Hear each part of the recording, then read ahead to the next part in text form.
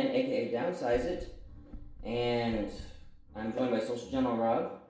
And today we're going to be doing Ask Me Anything number 5 anniversary edition. This is going to be coming out. This is the eve of the 1-year anniversary of our first video for the channel, which was the Battle of Endor. And got quite a few questions you guys sent in, so Rob and I'll just start at it. And if you've never watched one of these before, they usually go pretty long, so a couple hours most likely. So you put this on in the background, grab something to drink, work on whatever your hobby is. Popcorn, and and as far as the giveaway is concerned, just have a conversation with us about the questions and the answers we give in the comments below, and that'll give you additional entry into the giveaway for the month of January. Alright, like I said, we got a lot of questions, we're just going to get right into it. So the first one is from Mercier, also Alan Stelly. If you guys don't know Alan Stelly, he's down from Houston and Mercury Fleet Command. Yep. And he actually submitted this question back in August for AMA number 4, but he didn't get in time. So he is going to be on top of the list for this one. So this is for both of us, and his question is, what is your least favorite fleet to fly against? Okay, so for me, I'm sorry Ben if I jumped on you, but for me, it was difficult as I was reading this question, because over the past year, we've both flown against almost everything, I think, and I would say in the beginning of last year, it would have been the SSD with the Emperor on it, and it depends on what Ben put on, but most likely Sloan, if he did. That would have been the worst. But now, after playing it so many times, or feels like it anyways, and Ben talking to me and discussing about it, and then Trent as well, I'm beginning to see how to fly against it. And the Emperor's still a pain in the butt, doesn't matter who you are, what he's on even. But, and Sloan is too, but I'm getting more of the feel of how to go against them. That does not mean Ben should be bringing Sloan next game, or the Emperor. But anyways, if he does, he does. But, so I really couldn't pin down one fleet. So I'm just going to say that would probably be the one I was not looking forward to. I always tell Ben I'll probably do 1 or 2 a year. But, because those are hard. But they're good hard ones. So after the first couple two, I believe I understand how to do it better. Ben? So I'm assuming, Alan, that you mean like a specific fleet combination and not faction. And when it comes to like a certain fleet combo, etc., some people might be tempted. I know a lot of people will probably be Sloan and Auditors, but those don't actually bother me. I'm one of those few people that I'm not worried about it when I see an Auditor across the table. And my main thing though is Separatists. I really don't like flying against Separatists, especially hard cell swarms. So you could say specifically like if it was the TF Commander or Martuk and just a bunch of hard cells. Those are very difficult to deal with. Hard cells are hard to kill. And set up right, each one of those hard cells can be throwing 5 to 6 red dice per shot. And when you've got 4 to 5 of them coming at you in a swarm, not much can hold up to that. And you can't drop them that fast. like CR90s, Consulars, Nebulons. Like with my ISD-2, which is what I usually like to fly, most of the time I can drop them one shot if I get within medium range. Can't do that with hard cell. Hard cells, I don't know if I've ever one-shotted a hard cell before. They're just so difficult to kill. So that would be my least favorite to fly against, and would be hard cell swarms for the Separatists. Be my least favorite fleet. Good question. Yes. All right, the next one is for me from James Blackburn. After Admiral Thrawn, who is your next favorite commander? And I really do like Sloan, keeping it in the Empire, but I know that's most Empire players, that's usually their favorite. It's also the most hated commander if you're not an Empire fan. But so I'll give another answer other than Sloan, and that's Plo Koon on the Republic. And he's very close third place to Sloan. You can almost even maybe depending on what day you ask me, he could be second place. Right. As far as my second favorite commander. And I really love Plo Koon's synergy with squads, because I love squad play. That's why I like Sloan. And the ability to, when you have the combined arms of Jedi and your bombers, or any other one, but giving everybody grit, so you keep your Jedi close. Right. And when you're attacking ships, you get that free accuracy in addition. So yeah, I really like Plo Koon, mainly because of the thematic nature of the squad play, etc. I like squadron focused commanders. You could say Thrawn's the exception, but Thrawn is an everything focused commander. Yeah, he's a So Jack of all trades. yeah, Jack of all trades. And master of all too. Yeah. Yeah, pretty much. Just going off of that, mine after Akbar would be Dodonna, and then after that would be Plo Koon as well. Yeah. Dodonna is very simple, I almost want to say, and Well, he is simple. He's probably the best commander to start with. yeah, but I just want to be insulting at the same time. No, he is. He's the most. Yeah, he's an easy commander, And he's strong. and he's strong. You don't have to worry about being a distance away or anything else. But if you run over an asteroid, if you get hit by anything that causes a crit, he gets to choose out of the 4 top cards which one you get. So that's just incredible to me. Now, coming close to him, and almost a tie with Dodonna, would be Plo Koon as well. Plo Koon is powerful.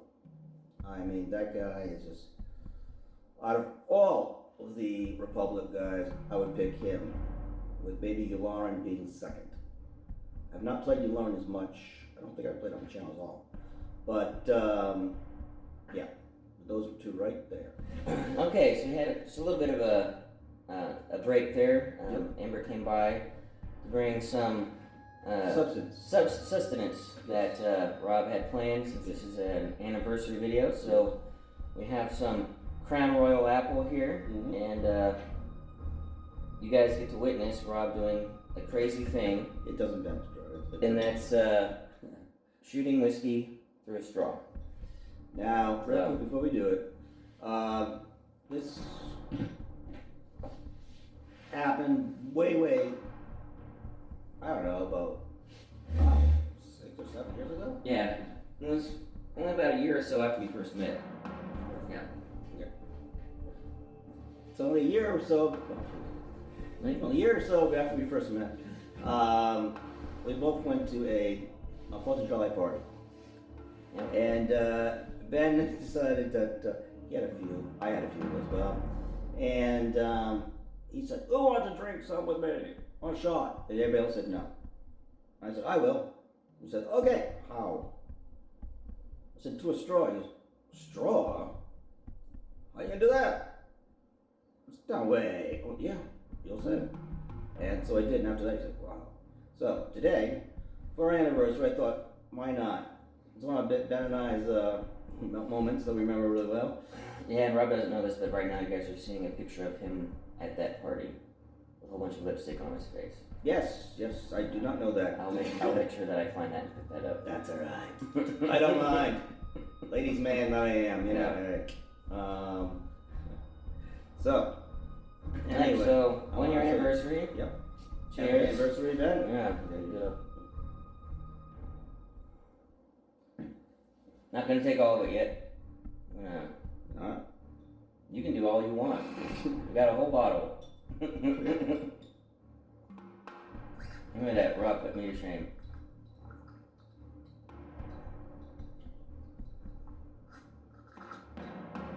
Okay. And would you like some of your Coke to wash Yeah, that I'm down? fine. You good? Yep. One sec. I'm good. Yep. It's not as bad. It kind of bypasses. Well, the nice, y'all know the nice thing about a Crown Royal, especially the apple, it's much easier to shoot. So. Yes. I'm not sure what he had that day, but I was trying to remember and I could not remember. It was years ago. It was Scotch. It was Scotch. Oh, well. Johnny Walker Black. See, I didn't even get the right thing. But I was trying to remember. I wanted to surprise Ben. So. And I was surprised. So yeah, it was great. This is a a good toast for the anniversary.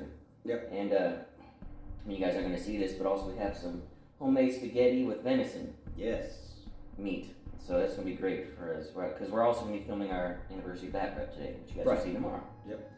All right, so after you guys, watching Rob and I getting drunk well, at 11 in the morning, because, it's 5 o'clock somewhere, so who cares? And also, I'm just curious if you guys want to comment. Sure. Do any of you guys, have you guys ever tried to take a shot of whiskey through a straw? Yes. Like shoot it. Mm-hmm. I'm not talking about, you get your mixed drink. Not and you sip just it. I'm No. talking about shoot like he just Like did. I just did. So, Yep. kudos to anybody else that does that or has tried that. And Maxwell, now you know. Yeah. Sometimes we can drink. Mm-hmm. Not during a game though. Maybe today. Yeah. But not during a game normally. But yeah, that's one thing I do like to drink. You asked that question, I think one of our first AMA games, first or second, yeah. So that's for you, Maxwell. All right. All right. So now let's get back to the questions. We've only got through 2, so we're this is gonna be a little fast and loose here. So. Well, we'll see. All right. All right. So next question is from Kurt Seedorf. I think this is his first time. I think James Blackman was also his first time submitting a question. So Kurt Seedorf. This was one that he posted on Facebook. It's already been answered, but I figured I'd still answer it just for if you're new. Yes. And if you're not familiar with, sometimes you might think, oh, this is a new question. Well, we are all noobs at one point.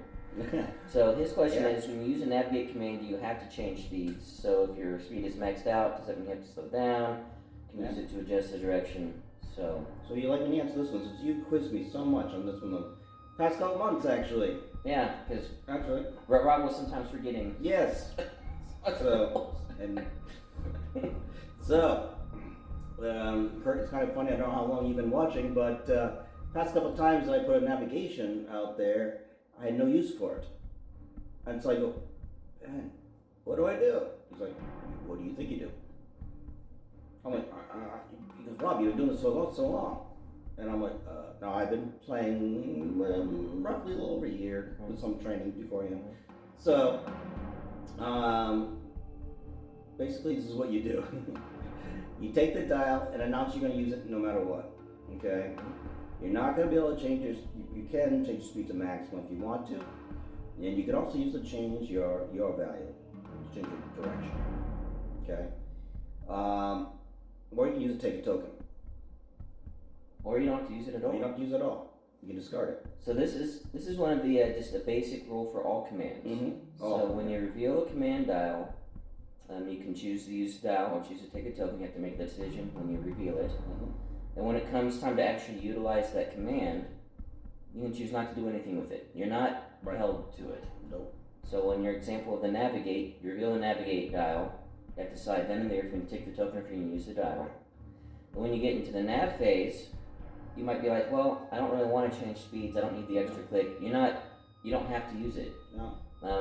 And a lot of times you can use commands just for the effect of activating something. Correct. This is a special, for the nav example is engine text. Reveal a dial, so I'm going to use the dial. Mm-hmm. Say you're already at max speed. Right. And you don't even need to use a click, but you've got a nav dial, so I'm going to use this nav dial for the effect because you need that to activate engine text. Right. Same thing with gunnery teams, concentrate fire. There's a lot of times with gunnery teams, let's say I have a concentrate fire token. Yeah. With my first shot, I don't want to reroll anything, so I just say I'm going to use this token to activate gunnery teams. Right. You don't have to use the reroll. So that's, and if for those that are curious, that's just those are just some of the basic rules when it comes to commands, and it's in the rules reference 1.5. And they even clarify it down in the FAQ section. I think it's about midway through. I can't remember the page. For those that might want to see it in the rules. So check out the 1.5 rules reference. Look for the FAQs where they actually clarify. You can activate a command and not use it, but it's for the purpose of activating a card, or just don't use it at all.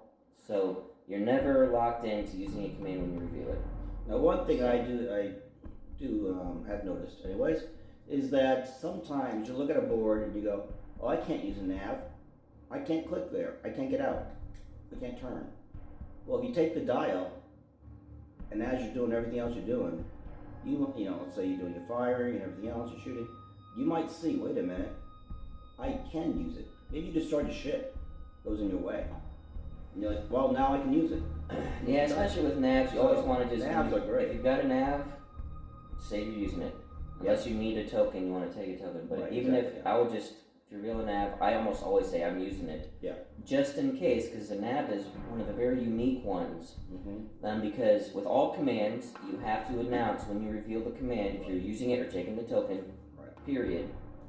But you can't pre-measure with a maneuver tool until the navigate step, the maneuver step, which is not until near the end of the ship's activation. Mm-hmm. You can't, when you reveal a dial, start looking at your maneuver. That's illegal.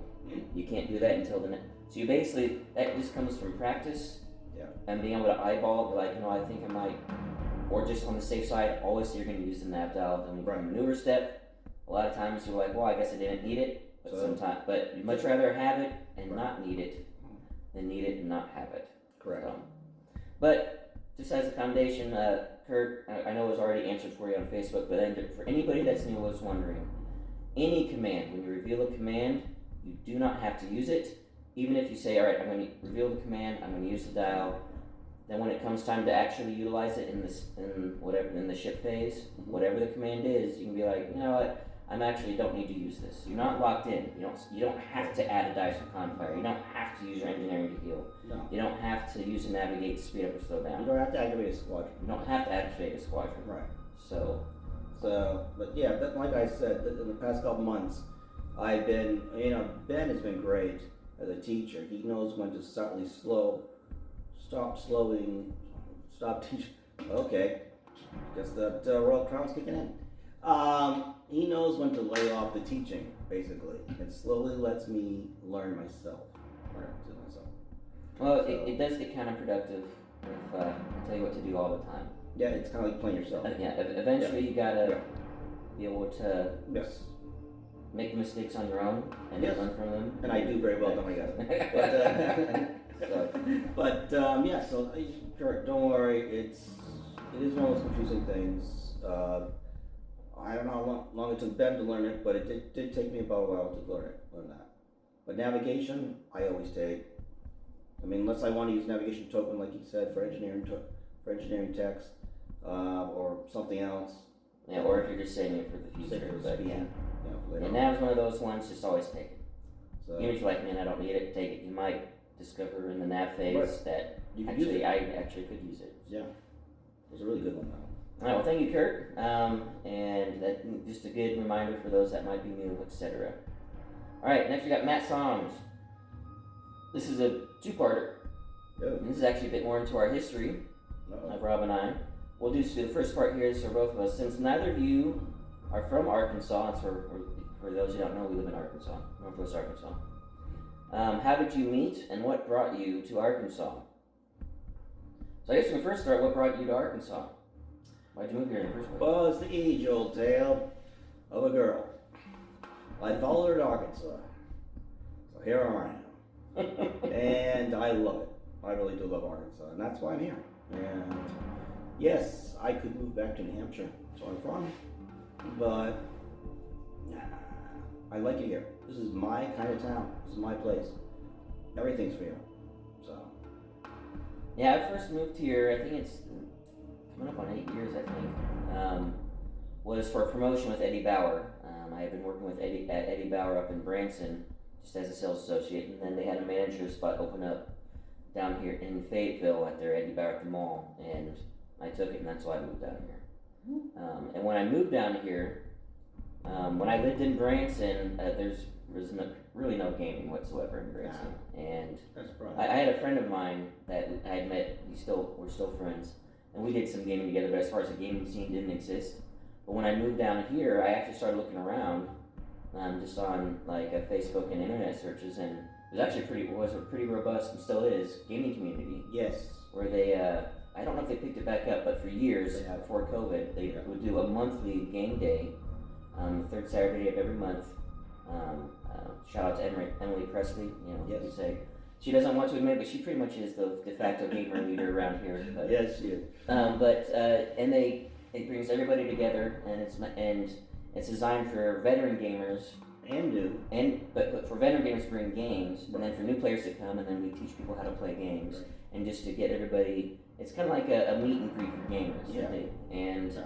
I went to one of those, and then also there's a game store that was having a every Wednesday. It was called Galaxy Games, and that I've discovered that one. They don't exist anymore, but at the time that was a game store. And I went the second week I had lived here. I went to their Wednesday game day that they were having. Okay. That's where I met Buster for the first time. All right. He had BattleTech out. He was going to teach it to people. And I was like, "Oh, BattleTech! I'm not played that since the academy." So when I went and played, and he was like, "Oh, you actually know how to play." And I think that's actually how I met Rob. I think it was at Galaxy No, Games, not a Galaxy Games. No. or was that a game day? Gear. Or was that Gear? Yeah. Which is what I was going to pick up. Okay, yeah. So, I went to a game day at Gear, and that was a lot later than him, because it was probably about, I had it written down. Just check here. Almost 18 years between, so I was probably. Anyways, those are my 40s, and doesn't say anything. But anyways, I was in my 40s, and I haven't played since 18 years. So I was at Gear, again, like Ben, looking for something to do that was gaming. Came across Emily Presley and Northwest Arkansas Gaming Group. And I thought, well, I'll go there. I've been going there for a while. And Buster, again, we're going to make them call it Buster. Going back to the glue. Well, it's actually how we all met. That's how we all met. Albert was their Buster. Yep, It was kind Albert, of like Tilly, and all that. Yeah. So, So, anyways, he was over there. I was playing some other board game. And the board game had ended. So, I saw this other table, and things looked familiar to me. There were these mechs on the table. Similar to the war game we play, everybody doesn't know. They're basically robots that fight each other. So, pretty simply. But I saw, I'm like, wait a minute, I know that game. And I went over there to look, and as I'm getting closer, listen, I'm like, that's right, you should go there, you should go there, do that. And Buster turns to me and go, you know this? I said, yeah. He said, would you like to play? I said, yes, I would. And I jumped right down in, and that's how I met Ben. And ever since then, and like I said, that's at least 10 years, I'm going to say. No, it's 8 years. Well, 8 years. 8 years. So. That's when I moved here. It was 8 years ago. Okay, so we're going to go over these moves. So 8 years ago. It all bleeds together. Once It you get does. close to a decade, who cares? Yeah. It's all about the When time. you get to 50 years old. Yeah. Anyways. You say BattleTech was how a lot of us met was the BattleTech. Yes. Was in playing BattleTech. And so since then, we played all kinds of games ever since. All kinds of games. Yeah. I don't think there's any game we have not played. Well, I mean, there's a lot of games we have not played. Well, they're not going to get those. But no, we play a lot of games. Yeah, we do. And we have. It's been almost all Armada this past year just because of the channel and everything. But yeah. Well, that COVID and all that. Yeah. But yeah, BattleTech was probably is what got us all together. That we played, Warhammer 40K. We're all fans of that. Yep. We also play a lot of board games like Star Trek Ascendancy, Firefly, Twilight Imperium. So lots of different games that we like to play together. Axis and Allies, that's another big one. We play Axis and Allies.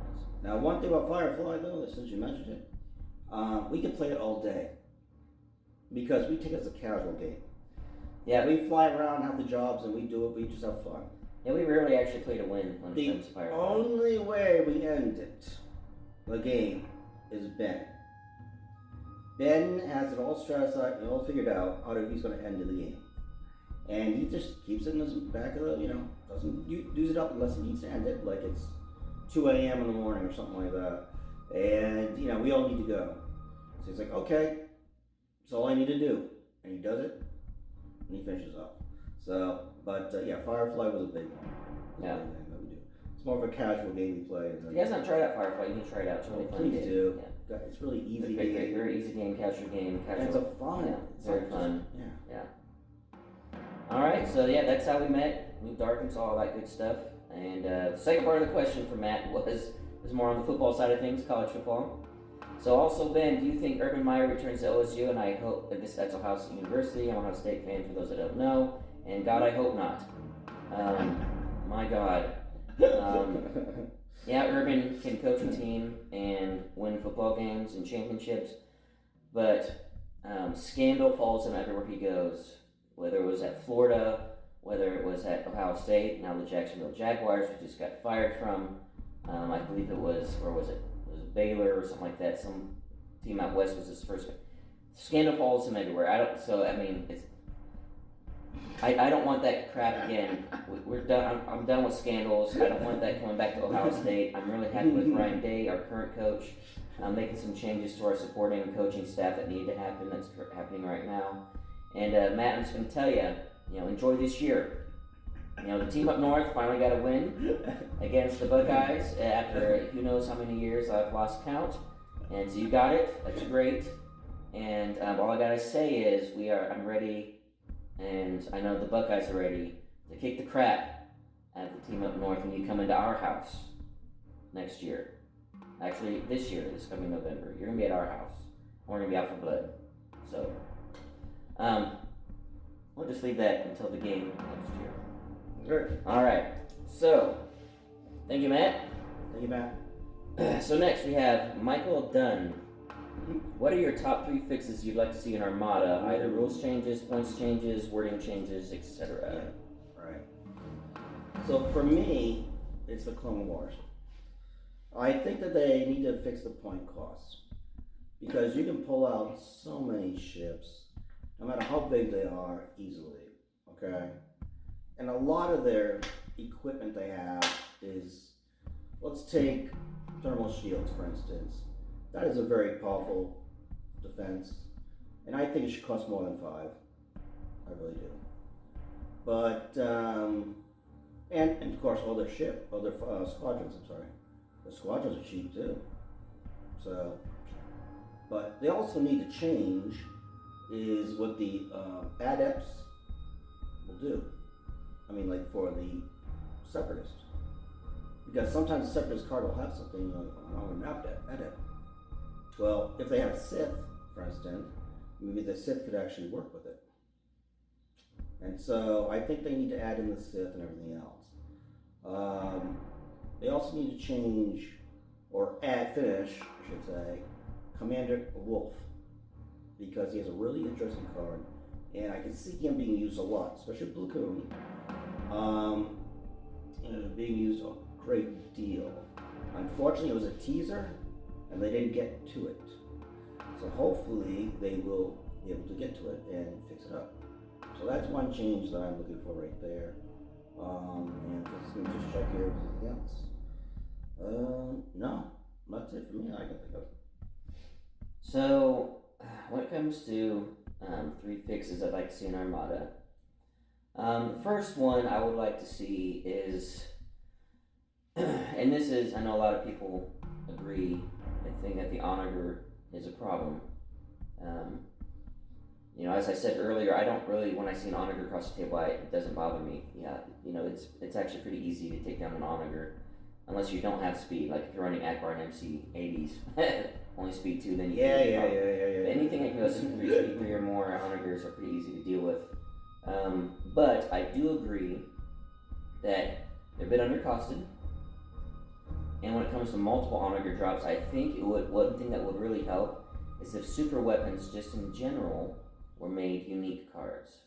Yes.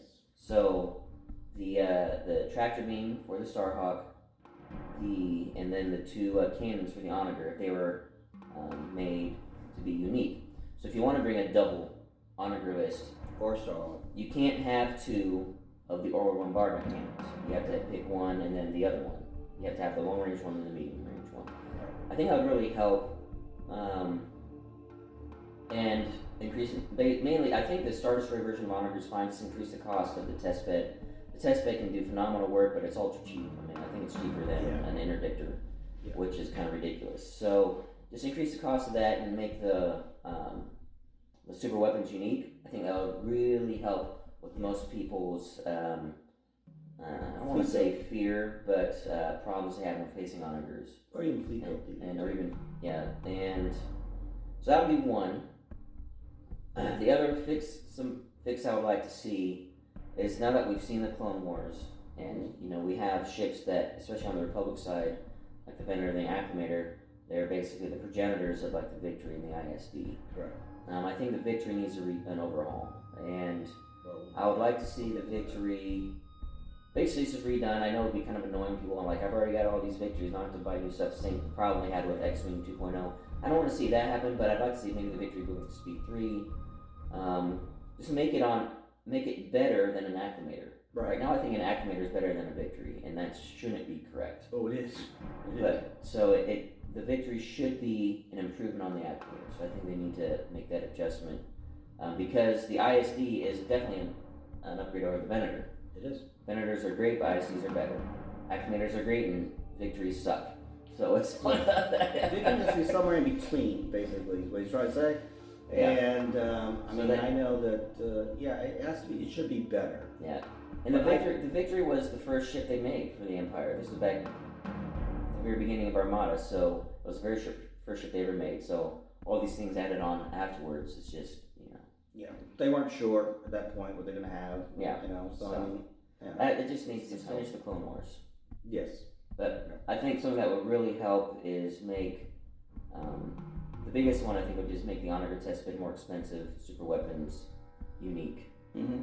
That'd be, now, because, all I ever hear is people bitching about the Onager, and I get it, but, so that would really help. It would keep the Onager powerful, right, but not so cheap and oppressive to people that don't know how to handle it. So now, would that mean the Venator, the Spot, would be original? No. No. Okay, one that's not a super weapon. Well, it's not. No, I know, but it is. So it's an offensive upgrade. It's an offensive retrofit. Okay. Upgrade. So I'm talking about a super weapons. Okay. Just the Spot only goes out to close range, Mm-hmm. and no big deal. And it's far more limited. You have to spend tokens to refresh it. The Onager super weapons just happen all the time, no matter what. Okay. You go out to double long range Right. to bombard the king. So, yeah, I would just keep it to the super weapons, the unique. And yeah, those would be mine. Yeah. We'll see what happens. Yep. Because for those that don't know, Asmodee, I think has finally been sold. All right, but to it's a still in gaming the process, I think. So. To an actual gaming company. Kravitz put a video out a couple weeks ago because he follows that stuff more than I do. But it's not a venture capitalist company anymore that just wants to sell it off for profit. It's an actual game company. So, So, I'm hopeful for the future for Armada that an actual game company now owns Asmodee. So am I. All right. Next up, we have James Meyer. I wonder who he is. Could you see Armada growing into a 6 to 7 faction game? And if yes, at some point, with all factions, with ships and commanders accessible, etc., all out, what faction would you really want to play? I can see at least 4. Okay, and these are the 4 I see. I see the Crime Syndicate. I see the Mandalorians. I see the Chiss Empire, which I know Ben can't wait for. And I see the New Republic. Now, the one I would choose would be the Mandalorians, and that would be because I like the culture. I like the history. They've done a lot with the Mandalorians. And they have some Mandalorian squadrons already out in just the regular, versus Empire game. It was in the Chimera expansion, the Dawn of Fire. Yeah, so I think they need to kind of, expand on it. And because, they got only two squadrons. And they represent, they kind of talk about Mandalorians, but they don't really expand upon it. But the Mandalorians and the Crime Syndicate is the ones I would probably play. The Mandalorians first. The Crime Syndicate I think would be interesting. They'd probably be raid tokens as well. But I don't know, I think there'd be something else there. There's something else there about it. So it'd be interesting. And then the New Republic, just because they'd be probably going against the Chiss. It just makes sense, basically. So I agree with the Mandalorians. They need to have their own faction. And for those that don't play Empire at War or don't know much about the lore, they have some really awesome capital ships. Look pretty badass, Yes. very menacing and such. So that's an easy one. They already got it there. You don't even And with the Mandalorian TV show, Book of Fett, season 3 is going to focus more on Mandalorians taking back Mandalore. I'm sure we'll see some ships there. So that just makes sense. Bring in the Mandalorian faction. Right. And with the new Ahsoka show coming out, and then eventually having the culmination of Thrawn live on screen, it'll be a perfect time to introduce the Empire of the Hand. And for those that don't know, the Empire of the Hand was a hybrid between the Chiss Ascendancy and the Empire that Thrawn put together. Mm-hmm. And they have hybrid technology shifts between Chiss technology and Imperial technology. Right. And so I'll be very interested to see that. Would make sense, again, like Rob was saying, to go against the New Republic. They need to have a New Republic faction. That's another one I agree with, mainly just because I want them to actually finally bring in the Nebula-class Star Destroyer, one of my favorite ships of all time, from the lore, and then also all the other things you could have post-Endor factions.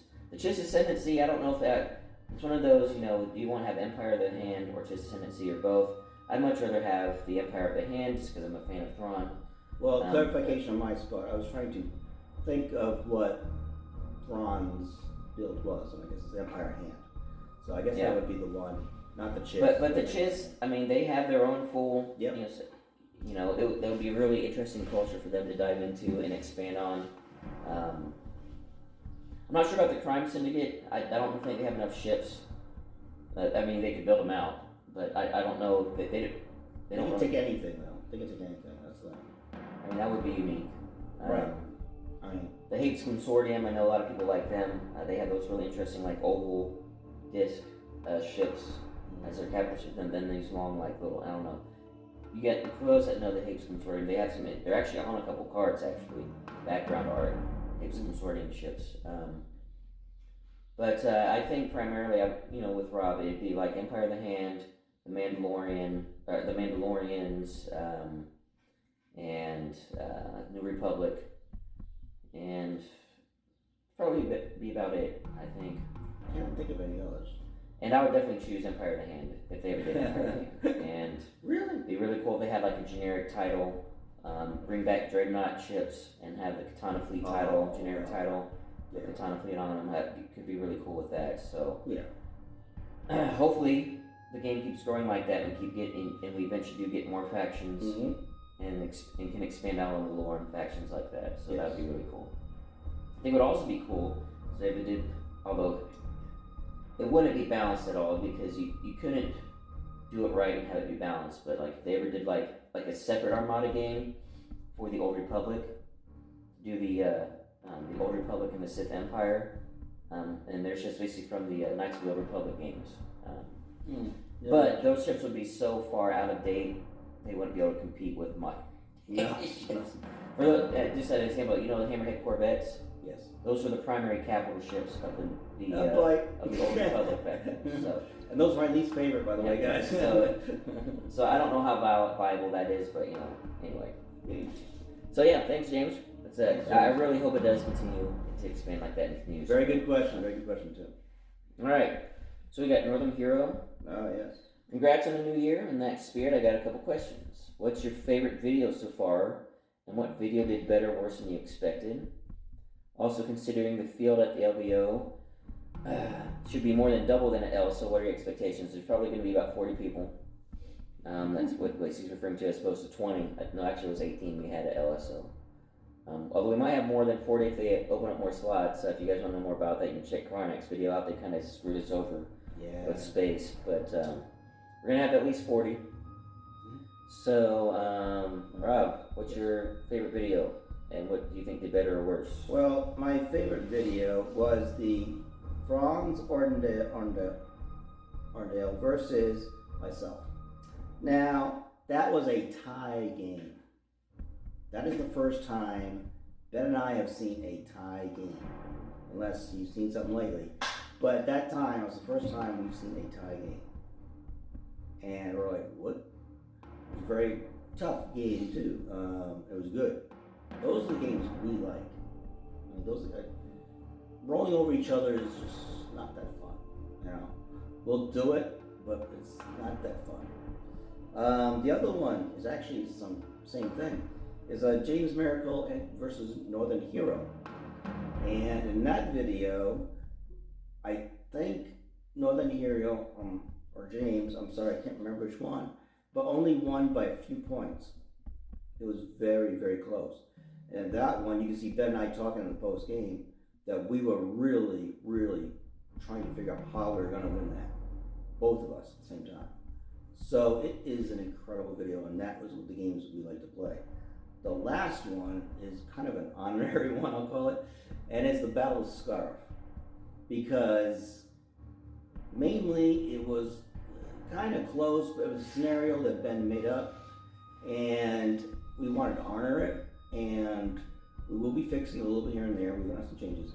But the best thing was Kanan flying up and stopping Vader's ship from letting Vader fly out and basically annihilate and ruin all my plans. It was like just the perfect setup. It just happened perfectly, and it's one of my favorites too. That's an honorary one, but the other two ones are really my favorite, and I would say that the one we had 0 versus 0 is the best because we could not believe it, and we were both trying to figure it all out and everything else. So my favorite video probably would be the Scarif battle. That was a lot of fun. Yeah. I prefer the games that have more like 600 pointers or 800 pointers. And Battle of Scarif definitely is one of my favorites. Mm-hmm. That was just my thematic one. I also liked, I can't remember a lot of these, but any of the videos where I was able to run through at 600 points or more. And I've done a couple of those 600 point games. Because I can bring triple Star Destroyer with plenty of squads and support ships, that kind of thing. So any video, any game that I can bring Thrawn and actually bring in feel like a proper fleet, I like that. As far as what video did better or worse than I expected, I actually don't. I personally don't know because Ben looks at more of the views and stuff. So I'm gonna leave that to Ben. Well, I don't really have any expectations. It's one of those I've never looked at look at the metrics of my videos. I really don't look at that. Most videos, when it comes to bat reps, average between 300 to 400 views, which is pretty good.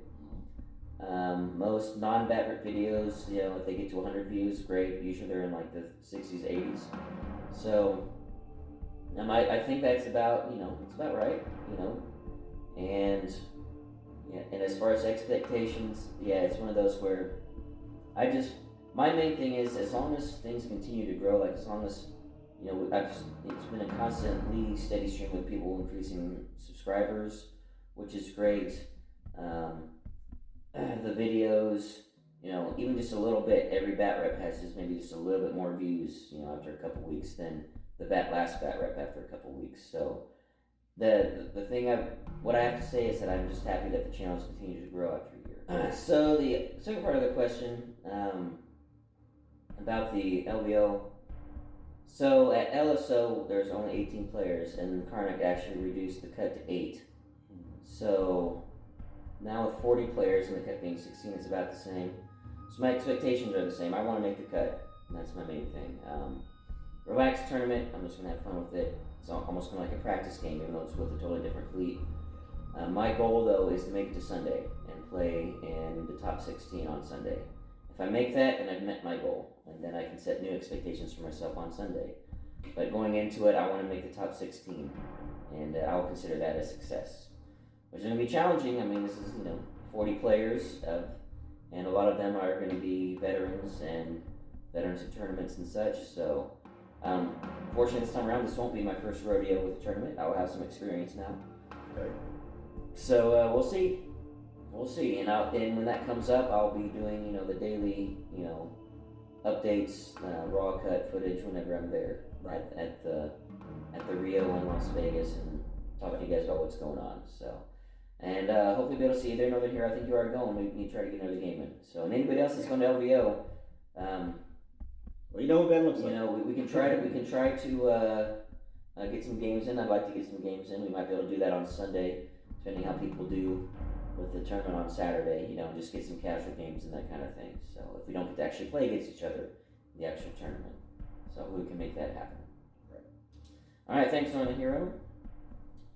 Next, we've got Crazy Kev, 1985. Mm-hmm.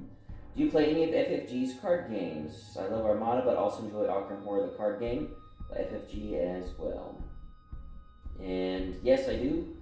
I don't own it. My brother-in-law actually owns it. It's Marvel Legendary. It's a really fun game. It's a superhero game. And that's really the only FFG card game that I play, which is Marvel Legendary. I'm familiar with the other ones. There's some collectible card games, living card games they have, but I just don't get to living card games. But speaking of Arkham Horror, I love the Arkham Horror board game. I've never played the card game version though. Yeah, So. But yeah, Marvel Legendary for me. So card games I have played in the past is Magic, the Gathering. Actually, that's the only card game. But besides the Marvel one that Ben just talked about, we have played that again at the game days. Emily Presley again. Shout out to her. But basically, I think she and her husband basically own that, and I think we played that a couple times. That's a good game. But there's a couple of building games you can do with that that are similar to what you're talking about. But yeah, that's about the only ones that I really played. Yep. So for those that are interested, check out Fantasy Flight has a lot of good games. They do. They do a really good game. All right. Thanks, Crazy Kev. All right, Beaker is next. Congrats on 1 year. I've been following pretty much from the beginning, and you've grown quite a bit. For Ben, I know you love your Thrawn list, but with all the subscriber lists you've flown and seen, were there any that opened your eyes to new favorites? Yeah, it's Maydeen. My first time experiencing doing Maydeen was a subscriber list, and this was back in the spring of last year. And then after I played that for the first time, I can't remember who submitted it, but after I played that for the first time and seeing Maydeen with the increased maneuverability, I was like, hey, I love liberties and they suck at maneuvering. What if I do 2 liberties with Maydeen and see how that works? And now I have my list I'm taking to the Relax tournament. So that's the, it's definitely Maydeen was the one that, from a subscriber list, I really enjoyed and got a new respect for. Second to that would be, I played a couple hard sell swarms that were submitted by, and that just gave me even more respect for the hard sell swarm on the Separatist. To respect it whenever I'm playing against it, but I played it a couple times through subscriber lists. So, Rob? Through subscriber lists, let's see. I would have to say, I have not gotten through all the commanders yet, but on the Rebel side, I would think one of the raddest ones that we did. That was kind of cool. And I've been having trouble with the Separatists, and I think a bunch of you have sent in Separatists for me to play, and they've been fun too. But even sorry Matt, sorry I was there, but your list there for the the game, I should say, was a lot of fun, and I really did enjoy it. It opened my eyes to very some things. Northern Hero, you have a couple up that's going to come up soon that you open my eyes up. Same thing with Matt Songs and Franz Ordendale. But there's been so many of you guys. I don't think I can pick just one. And like Ben said, he just couldn't pick one either. I mean, there's just so many. And that's because there's so many commanders and so many units that you can use. So I don't think there's just one. Alright, well thanks for that question. Beaker? Happy New Year, by the way. Yes. Alright, next we have Dale Harper. Mm-hmm. What would a Republic Victory Star Destroyer look like? So, well, we touched on this. Well, from a model perspective, I think it would have the wings open.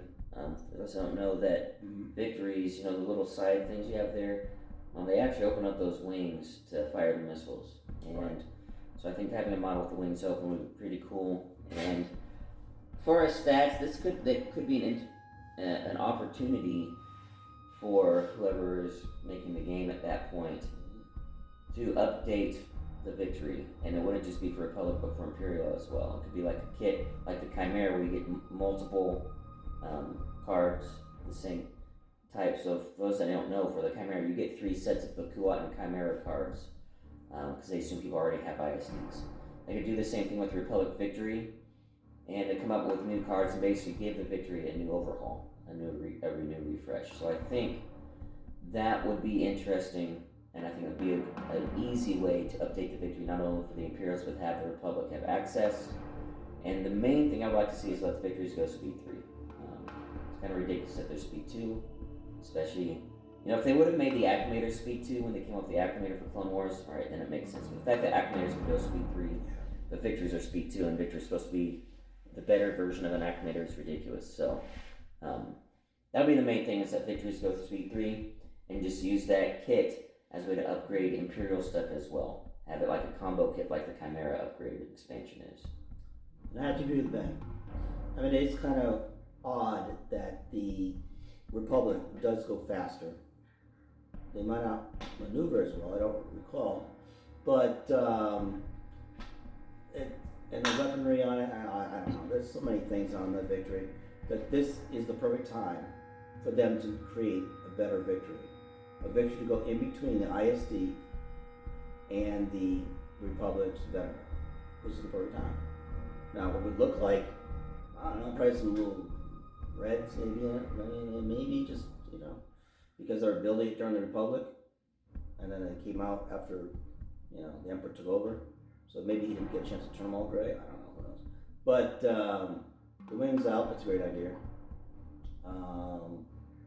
Yeah, I guess that's really about it. Basically what Ben said.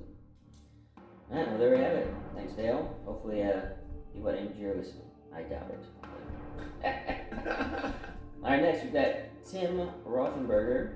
What's your favorite faction play? That's easy. Empire. Ron. Next. But yeah, second Republic. But yeah. Mine first favorite, of course, as you've seen so many times, is the Rebel Rebels. And I just goes back to the New Hope movie when it first came out. I've always loved the Rebels, and they're a lot of fun. They're a little bit harder to play than most factions. The synergy you really got to look for.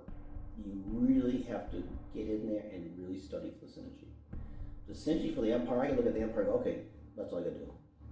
Republic, same thing. Separatists, similar. The Rebels are a little bit difficult, and but that's okay. They're my Rebels. Second, just like Ben said, I would probably go Republic. And I mean, I do own a lot of Separatist stuff, and I do enjoy them, but I don't know. The Republic is just something that I do enjoy. All right, thanks to Tim. Thank you. All right, next we have a question from Aaron, the Sir Chicken. Oh. What play are you rehearsing for? What is your role? And what are the show days? Oh, well, Ben, if you don't mind if I take this first. Well, Aaron, just first of all, the role I play is Social General Rob, and it comes out every week at least. You also see General Quarters as well. The day that it comes out is up to Ben, right when it comes out, and so that's really about it. Oh wait, Ben, is this for you? Oh, I'm sorry, Aaron. I'm sorry, guys. Let's blame it on the Royal Crown. The Royal Crown? Yes, we're going with that Crown Royal. Yeah. Alright, so he's asking, so for real, guys, what he's asking about is the play I'm in up here. It was a joke, and and it's called Something Rotten, and it's a musical that's set in the Shakespearean era, and it's a spoof on Shakespeare and a spoof on musicals. And the role I'm playing is Brother Jeremiah, who's a Puritan and has a lot of innuendo and comedic lines. He's trying to put a stop to all these plays. And it's going to be a second weekend in February is when it's opening, and it's going to run for 3 weekends. So yeah, it's been a lot of fun so far. Right now we've been rehearsing music. We're going to be doing choreography next week. So, but it's a hilarious play. It's pure comedy, start to finish. And especially if you enjoy musicals in general or have any knowledge of Shakespeare, you can really even get some of the even deeper jokes and puns that they throw in there. So. And Ben has a good voice, so you guys know, he's going to be humble. I know he is, but he does have a good voice. He surprised all of us, the gang. Went and saw him the first couple of ones we did, and he sang, and I think it was Rocky Horror, and it might have been another one he sang. I'm not not remembering, but anyways, we were blown away. So Ben has a good voice. I'm sure he's been practicing because it's been a couple of years. But anyways, no, and Ben is very good in acting. So we can't wait to see it. So Aaron, if you're interested, get in touch. We're setting up a group to go see it. I don't know why Robert Brown knows me so much. Maybe he wants me to let him win the game of records. Because I want to win. Yes. All right, thanks, Aaron. It's the truth, though. It's the truth. All right, next we got Franz Odendahl. Hey, Franz. So, great year, gents. Looking forward to what downsides it has in store for 2022. Question for Ben Kenobi. If you could introduce another ship squadron for both the Empire and the Rebellion, what would it be? Second GD question, how much time do you dedicate to an Armada each week? The second question, I'll just do real quick. It mainly comes down to if I was able to actually get a bat rep filmed or not. Editing. If that happens, then then it takes me about a day, or half a day I should say, to edit a bat rep. If I'm putting out any other videos, like just like an announcement video or something, those are a lot faster, only takes me about an hour. But yeah, it really just depends on if I filmed a bat rep or not, or if I was able to film a couple. Then it usually takes about a couple of days for me to edit them. So the first part is if you can introduce another ship squadron for both the Empire and the Rebellion. For the Rebels, this is goes back to the New Republic thing. If they don't ever create a New Republic on its own, we have a Starhawk that's technically a New Republic, not Rebellion. It would be, I've said this many times, it's the Nebula class Star Destroyer. Okay. But that's way past Endor, so that might not be fit for Rebellion. I guess make an official version of the Assault Frigate Mark 1. That would be amazing to actually have an official version of the Assault Frigate Mark 1, because it's so much better than the Mark 2 just for looks. And just make it a little cheaper, maybe not as effective because technically it's the Mark 1, but I'd buy a couple of those. And for the Empire, I really would like them to bring the Dreadnought back. I was talking about that with the Empire of the Hand and Katana fleet, but the Dreadnought is such a classic, old school Star Wars design from like the 80s, and I'd love to see the Dreadnought back in play. Probably be a small ship. I don't know if it would be worth it. I don't think it would be medium, but just a small ship, some joint Architons, and I would love to see that. And just make them tough like hard cells, because that's what they were. They're gunboats that were really hard to kill. So I'd love to see them actually bring Dreadnoughts into the game for the Empire. So, second part, question for Social General Akbar. Social General Akbar. You mentioned in the previous General's Quarters video that you liked playing thematically. Would you say Armada is balanced for this type of game? And if so, which scenario would you like to see played out between you and myself? Well, you and me. Anyways, first of all, back there. Thematically, yes, I think it is balanced for thematics. As you've seen through various games we played, Ben has altered some points here and there to make it more balanced, like Endor, Scarif, and any others we've done. But yes, it is balanced. And Ben and I talked. Especially Scarif, for instance, was the station should have been a lot tougher. So we work on that, but that's homebrew, I guess you can call it.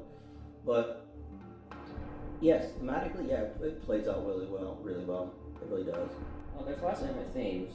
You have the Battle of Coruscant, that's one we could play out. That was the one I was thinking of. And you have the end of Rebel Season 3, where Thrawn has trapped the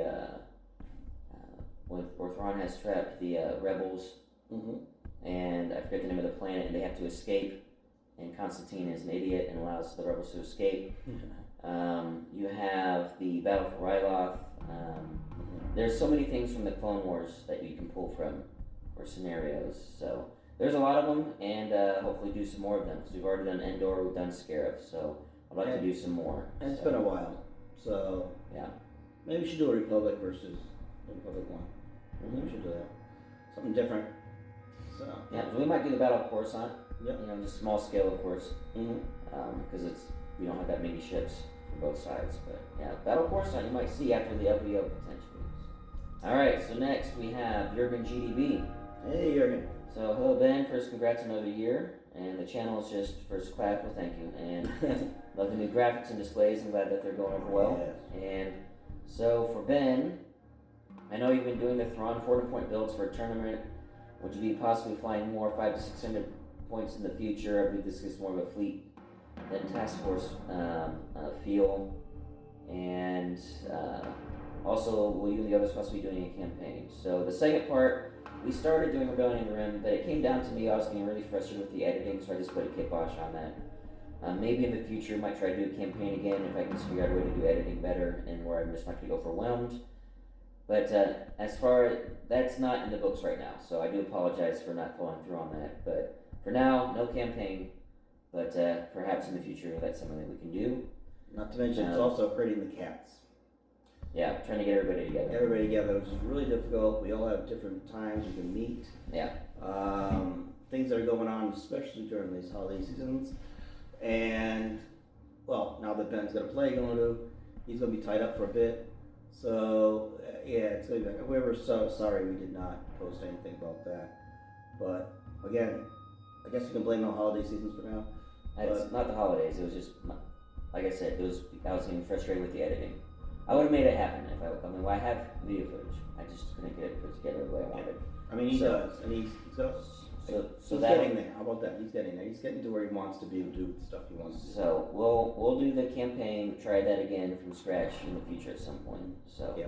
But I can't make any promises. No. As far as 600 point battles, yes, 600 point battles are my favorite to play.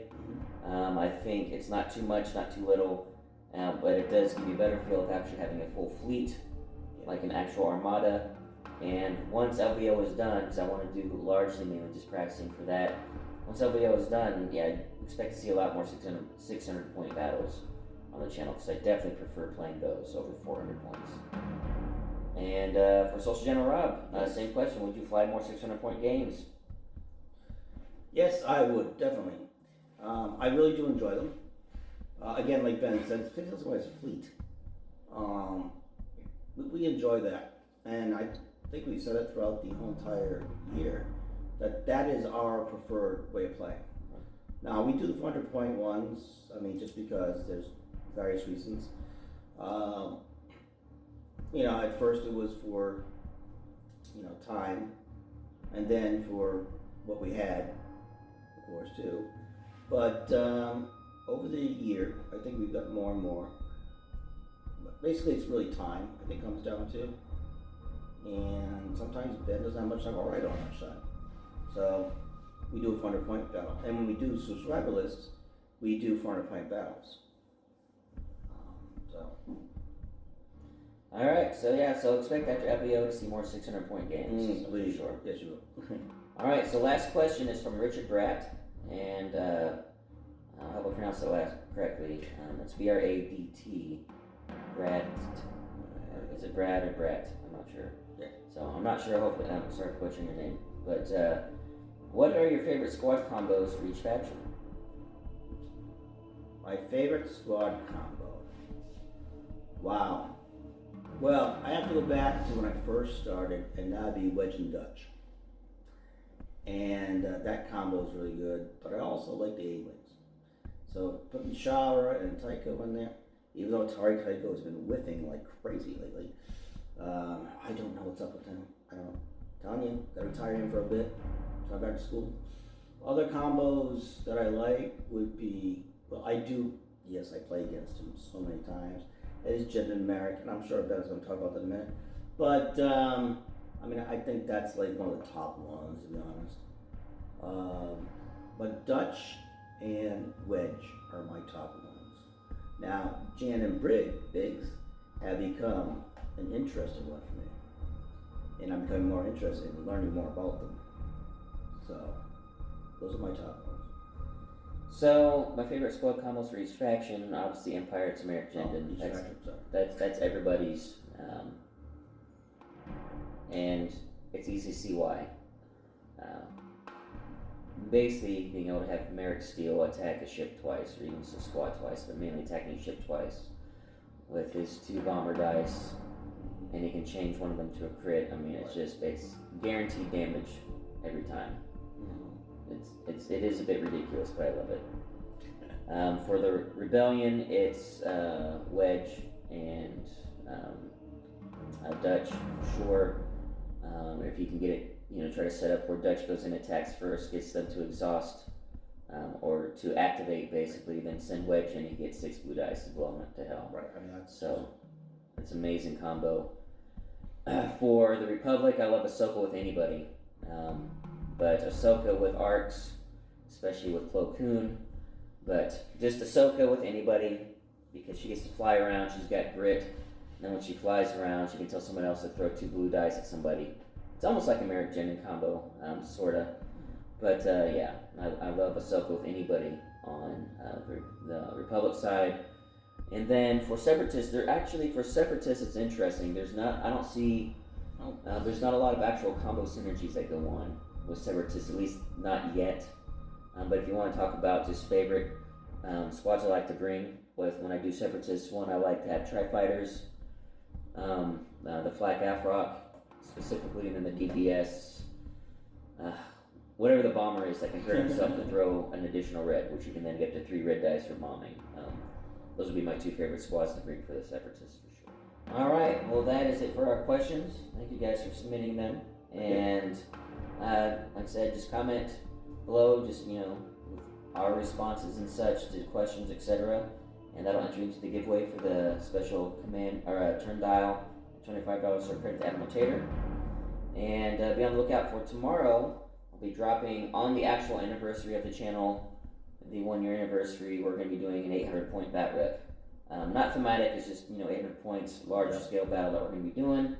And it's going to be a lot of fun, kind of in honor of the 1,200 point battle for Endor that we did for the very first time filming a battle, which was kind of ridiculous doing that for our first time. So, alright, well thank you guys for watching. Thanks for supporting the channel over the past year, whether you've been with us since the beginning or you're just new. We appreciate all you guys. And until next time, take it easy.